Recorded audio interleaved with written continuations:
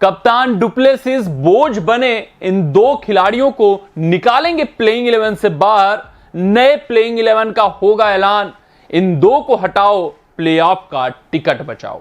जी हां गुरु, बात करें आरसीबी टीम का तो उनका आईपीएल 2024 में सूरत हाल बहुत ही खस्ता दिखाई दे रहा है। न गेंदबाजी में दमखम नजर आ रहा है, ना ही कोई गेंदबाज स्टेप अप करता हुआ दिखाई दे रहा हो जिसके दम पर यह कहा जा सके कि भैया ये गेंदबाज इस बार दायित्व निभाएगा, ये गेंदबाज जिम्मेदारी लेगा, आरसीबी को प्लेऑफ में पहुंचाएगा। फिर अगर बल्लेबाजी की बात करें तो पिछले संस्करण से भी बदतर हालात हैं। हम लोग विराट कोहली के स्ट्राइक रेट पर सवालिया निशान लगा रहे हैं, लेकिन भैया दूसरा उत्तर हम नहीं दे पा रहे कि अब अगर विराट कोहली स्ट्राइक रेट ऊपर करने में, रन गति बढ़ाने में विकेट अपना फेंक देंगे तो फिर कौन जिम्मेदारी निभाएगा? फिर कौन वो बल्लेबाज होगा जो ये कहेगा कि नहीं, मैं आरसीबी के स्कोर को पार स्कोर तक पहुंचाऊंगा? क्योंकि अगर आप मिडिल ऑर्डर पर प्रकाश डालोगे, गौर फरमाओगे, तो वहां पर रजत पाटीदार दिखेंगे, वहां पर मैक्सवेल दिखेंगे, वहां पर ग्रीन दिखेंगे। कोई भी ऐसा बल्लेबाज वहां पर नहीं दिखेगा जो फॉर्म में दिखे, जिसके ऊपर यह कहा जा सके कि नहीं कोहली आउट हो गए तो भैया मैक्सवेल रन बना देंगे, नहीं कोहली आउट हो गए तो ग्रीन के अंदर वो दमखम नजर आ रहा है, वो स्कोर अपने दम पर एबव पार स्कोर पहुंचा देंगे। नहीं भैया, कोहली आउट हो गए तो रजत पाटीदार स्कोर कर देंगे। ऐसा कुछ कहा ही नहीं जा सकता कॉन्फिडेंस के साथ। यानी कि अगर कोहली बीच मझधार में आरसीबी की नैया छोड़ देंगे तो वो नैया वहीं डूब जाएगी, कोई खेवन हार नहीं मिलेगा। यह सबसे बड़ी समस्या है। तो अंत में सभी क्रिकेट प्रशंसक इसी बात को मानकर चलते हैं कि चलो स्ट्राइक रेट गया भाड़ में, पहले कोहली को टिकने दो 20 ओवर, एक सम्मानजनक स्कोर बनाने दो ताकि कुछ तो गेंदबाजों के पास रहे। ऐसा ना हो कि पहले बल्लेबाजी में ही आरसीबी हार जाए 120-130, जिसको कि 15 ओवर में अपोजिशन जीत जाए। कम से कम 20 ओवर तक तो लड़े तो सही। ऐसी चीजें अब आ गई हैं सामने। और अगर हम आरसीबी टीम के प्रदर्शन पर गौर फरमाए संस्करण में गुरु, तो दो खिलाड़ी बोझ बन गए। उनका कोई भी रोल नहीं समझ में आ रहा है इस टीम में। टीम ढोए जा रही है, 4 मुकाबले हो गए, 3 में हार का सामना, एक मुकाबले में हाफते किसी तरीके से पंजाब किंग्स के खिलाफ जीत गए। मेहरबानी हो दिनेश कार्तिक की और महिपाल लोमरोड की, अन्यथा वो भी जीत नहीं आनी थी इनके झोली में। 4 के चारों में हार का सामना करना पड़ता। कमियां ही कमियां नजर आ रही हैं। और अगर आपको प्लेऑफ का टिकट बचाना है तो गुरु फाफ डुप्लेसिस को बड़े फैसले लेने होंगे। यह नहीं देखना होगा कि इसको हमने इतने बजट में रखा है, खिलाना होगा ही होगा, क्योंकि स्क्वाड में आपके विकल्प मौजूद हैं। उनको बाहर करिए, अन्य विकल्पों को लाइए, उनको ट्राई करिए, क्या पता उनका बल्ला बोल जाए, क्योंकि काबिलियत तो उनके में भी है। वो भी अंतरराष्ट्रीय स्तर पर खेले हुए हैं, वो भी हुनर अपना दिखाए हुए हैं, तो उनको लाइए, क्या पता उनका बल्ला बोल जाए, उनकी गेंदबाजी चल जाए और वो आपको मुकाबले जिता दें और आपका जो सूरत हाल है वो बदल जाए आईपीएल 2024 में। तो बड़ा फैसला लेना होगा, कड़ा फैसला लेना होगा फाफ डुप्लेसिस को। नई प्लेइंग 11 का ऐलान करना होगा और अपने इस रिपोर्ट में हम उसी प्लेइंग 11 के ऊपर चर्चा करने वाले हैं जो कि राजस्थान रॉयल्स के खिलाफ आरसीबी टीम उतार सकती है। और यह प्लेइंग 11 शायद पिछली प्लेइंग 11 के मुकाबले मजबूत दिखाई दे रही है और यह उनको मुकाबला जिताने का दमखम भी रखती है। इन सभी बातों पर हम चर्चा करेंगे। उन दो सबसे बड़े खिलाड़ियों के ऊपर चर्चा करेंगे जो इस वक्त बोझ बन गए, जिनको आरसीबी ढोती हुई नजर आ रही है। लेकिन अब वो समय आ गया है कि कड़ा फैसला लें और उनको बाहर का रास्ता दिखाएं। लेकिन आरसीबी की प्लेइंग 11 जानने से पहले, उसके ऊपर चर्चा करने से पहले आप सभी व्यूअर्स से यही आग्रह, यही अनुरोध है कि अगर आपको हमारे अपडेट्स पसंद आते हो तो वीडियो को लाइक, चैनल को सब्सक्राइब, हाँ फेसबुक पेज पे वीडियो देख रहे हो तो फेसबुक पेज को भी फॉलो अवश्य कर लीजिएगा। अब आ जाते हैं प्लेइंग 11 पर नजर डाल लेते हैं। तो ये आपके स्क्रीन पर स्क्वाड ब्रेकअप है। यहां पर पहले उन दो खिलाड़ियों के ऊपर चर्चा कर लेते हैं जो बिल्कुल ही बोझ बन गए, जिनका कोई भी औचित्य, कोई भी ऐसी चीजें नहीं समझ में आ रही है कि उनको रखा जाए इस कारण से। पहले सबसे बड़े खिलाड़ी के ऊपर चर्चा कर लेते हैं। आईपीएल 2024 के हुए सबसे बड़े ट्रेड के ऊपर चर्चा कर लेते हैं। यह है कैमरून ग्रीन।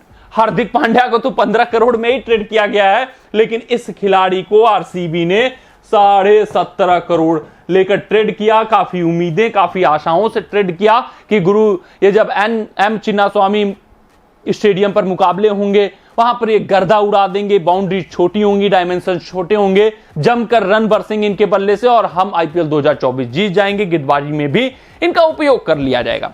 लेकिन न बल्ले से न गेंद से, किसी चीज से कैमरून ग्रीन योगदान देते हुए नजर नहीं आ रहे हैं। बस ये 6 फीट का आदमी आता है, लंबा चौड़ा, बस हमें देखने को मिलता है, और 2 गेंद भी ये अच्छे से नहीं खेल पाते हैं और फिर पवेलियन का रास्ता अपना लेते हैं। बहुत ही बुरा हाल है इनका बल्लेबाजी में। एक भी मुकाबला ऐसा है इस संस्करण में आरसीबी की तरफ से नहीं खेला है इसमें लगा हो कि कैमरून ग्रीन आए। मतलब ऐसा लगता है कि गए पाटीदार तो अगला मैक्सवेल गए, मैक्सवेल के बाद अब कार्तिक लोमरोर का आना है। ये कैमरून ग्रीन का शख्स आरसीबी में खेल ही नहीं रहा है। 17.5 करोड़ का ट्रेड हुआ है, वो हुआ ही नहीं, ऐसा प्रतीत हो रहा है। तो भैया ये बिल्कुल ही बोझ बन गए हैं। अब इनसे परे, इनसे उठकर सोचना होगा। हम ये देखेंगे कि किसको ला सकते हैं स्क्वाड में, क्या इनके जगह कोई उपयुक्त विकल्प है कि नहीं, उस पर भी चर्चा करेंगे। लेकिन दूसरे खिलाड़ी के ऊपर चर्चा कर लेते हैं जो बोझ बने हैं, वो है रजत पाटीदार गुरु। बिल्कुल ही इनका जैसे लग रहा है दिया बुझ सा गया है। इंग्लैंड के खिलाफ जो टेस्ट श्रृंखला थी वहीं पर इनका कॉन्फिडेंस डाउन हुआ, बल्ले से रन नहीं बना, और वो जो कॉन्फिडेंस था लो हुआ था इंग्लैंड श्रृंखला में, वो कॉन्फिडेंस लो यहां पर भी दिखाई दे रहा है। उसका दुष्परिणाम आरसीबी को झेलना पड़ रहा है, और आरसीबी की तरफ से भी रजत पाटीदार जो पिछले संस्करण में हीरो थे वो जीरो साबित हो गए।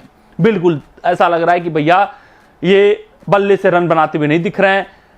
बहुत ही इनका फॉर्म डिप सा हो गया है, वो कॉन्फिडेंस नजर नहीं आ रहा है, शॉट सिलेक्शन सही नहीं हो रहे हैं। तो रजत पाटीदार को भी बाहर करना पड़ेगा, ये भी बोझ बन गए, कोई औचित्य नहीं है इनको खिलाने का। और सवाई मानसिंह स्टेडियम थोड़ी सी स्लगिश नेचर की पिच, जहां पर स्पिन का बोलबाना होगा, और भी इनका बल्ला नहीं बोलने वाला, ये श्योर है। कैमरून ग्रीन का भी बल्ला नहीं बोलेगा, ये भी 100% श्योर है। तो ये 2 खिलाड़ी अब बाहर होने चाहिए अगर प्लेऑफ का टिकट पाना चाहती है RCB team, Faf du Plessis की टीम। तो आइए अब देख लेते हैं कि इनके विकल्प के तौर पे मौजूद कौन है इस टीम में।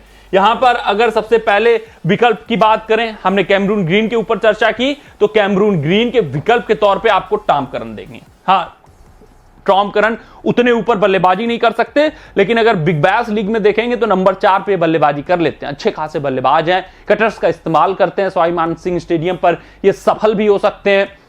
और गुरु डेथ ओवर से स्पेशलिस्ट इनको माना जाता है, तो डेथ ओवर्स में भी ये ऑपरेट कर सकते हैं, रिस्टॉपली का साथ निभा सकते हैं। मोहम्मद सिराज जो काफी बुरे दौर से गुजर रहे हैं इस वक्त, उनका विकल्प ये तो और बन सकते हैं। तो टॉम करन को खिलाया जा सकता है कैमरून ग्रीन की जगह। हाँ, आपको इनके बल्लेबाजी पर उतना भरोसा नहीं हो रहा है तो आप महिपाल लोमरोर को ऊपर खिलाइए। महिपाल लोमरोर जो मैन इन फॉर्म है, उनका बखूबी प्रयोग करिए, उनका इस्तेमाल करिए, क्योंकि बंदे में दम दिख रहा है, बंदे में कॉन्फिडेंस दिख रहा है, बंदे में हुनर है, बंदे में काबिलियत है, तो वो आपकी समस्या हल हो जाएगी। महिपाल लोमरोर को अधिक से अधिक गेंदें मिलेगी, और टॉम करन आपको गेंदबाजी प्लस अगर बल्लेबाजी की जरूरत पड़ी तो बल्लेबाजी से भी मुकाबले जिता सकते हैं। तो ये विकल्प हैं आपके पास। वहीं अगर रजत पाटीदार के विकल्प की बात करें तो सुयश प्रभुदेसाई अच्छे खासे विकल्प हैं, अच्छा खासा इनका टेक्निक है, मिडिल में आएंगे, थोड़ा सा रन गति उतना तेज नहीं खेल पाएंगे, लेकिन एंकर की भूमिका निभा सकते हैं, एक छोर थाम सकते हैं, फिर लास्ट में हिटिंग भी कर सकते हैं। तो सुयश प्रभुदेसाई को मौका दीजिए, रजत पाटीदार को बाहर करिए। तो ये जो 2 विकल्प हैं उनको खिलाया जा सकता है, और ये करना ही करना होगा, अन्यथा भैया आप देखते रह जाएंगे, हाथ मलते रह जाएंगे, और फिर से एक बार आरसीबी के प्रशंसकों के हाथों निराशा लगेगी, प्लेऑफ में नहीं पहुंच पाने वाले हैं। अब आ जाते हैं प्लेइंग 11 पर नजर डाल लेते हैं कि आखिरकार आरआर के खिलाफ कौन सी प्लेइंग 11 खिलानी चाहिए, क्या प्लेइंग 11 होने वाली आरसीबी की, तो आपके स्क्रीन पर इस प्रकार है। ओपन करते हुए डुप्लेसिस दिखेंगे, विराट कोहली नजर आएंगे, आप कहेंगे डुप्लेसिस का भी बल्ला नहीं बोल रहा, इनको भी बाहर करो, तो भैया कप्तानी का उपयुक्त विकल्प नहीं है डुप्लेसिस के अलावा, यही सबसे अच्छे विकल्प हैं, इनको रहने दीजिए, कम से कम कप्तानी तो करेंगे।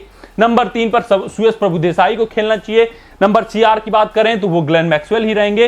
ग्लेन मैक्सवेल इस वजह से कि आपको स्पिन के ओवर्स भी कराकर देंगे, और ग्लेन मैक्सवेल में वो काबिलियत हो, कहीं पर किसी को हिट कर सकते हैं, तो मैक्सवेल का रहना जरूरी है। इंपैक्टफुल खिलाड़ी हैं, 3 मुकाबले 4 मुकाबले नहीं चले हैं, लेकिन आगे चलेंगे, नहीं तो अपनी गेंदबाजी से छाप छोड़ेंगे, तो इनका रहना उपयोगी समझ में आ रहा है।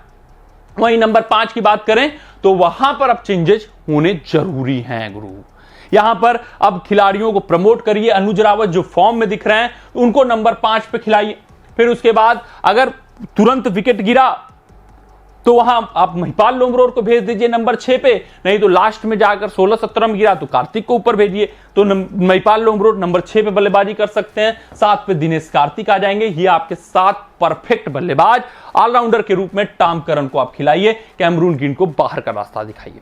तो ये 8 बल्लेबाज आपके स्क्रीन पर हो गए, और ये वेल बैलेंस्ड टीम दिखाई दे रही है।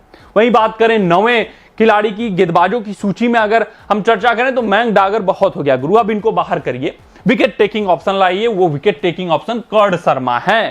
कर्ड शर्मा आपको विकेट निकाल कर देंगे, एक्सपेंसिव थोड़ा साबित होंगे, वो अलग बात है।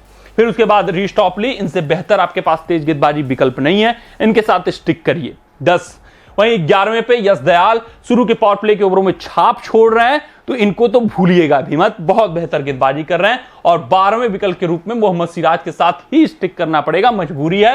हाँ, अगर बहुत इच्छा हो रही है तो आकाशदीप को मौका दे सकते हैं, लेकिन ट्रस्ट लग रहा है आकाशदीप नहीं जीत पाए तो मोहम्मद सिराज। तो ये 12 खिलाड़ी हैं जो कि आरआर खिलाफ खेल सकते हैं। ये सब मजबूत प्लेइंग 11 समझ में आ रही है, पॉसिबल 11 ये आपके स्क्रीन पर है according to the batting condition.